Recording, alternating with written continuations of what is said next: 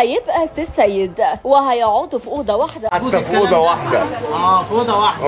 واحده واحده تخش المطبخ وتخرج وكده.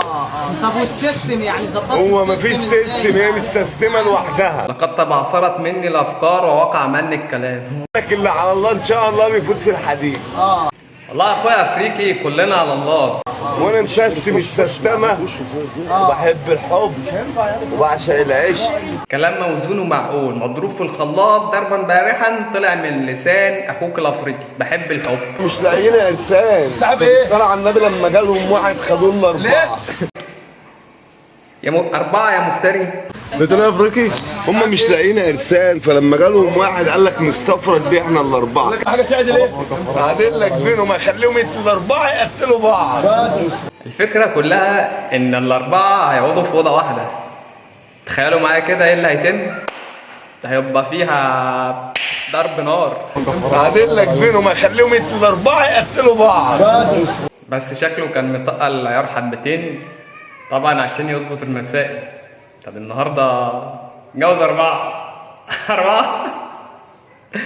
ربنا يديك الصحة بالليل يا افريقي.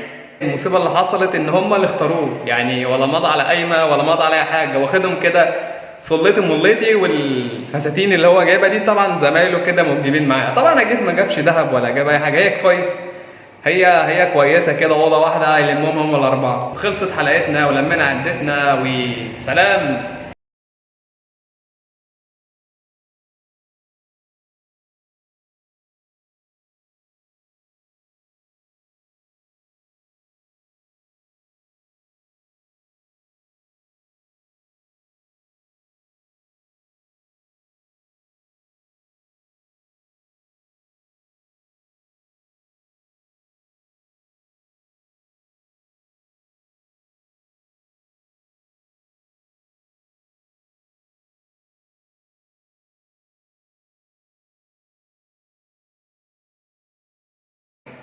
من حلاوة وطعامة لسان أخونا الأفريقي وسنانه الجميلتان اترموا عليه العرسان بشكل مفاجئ.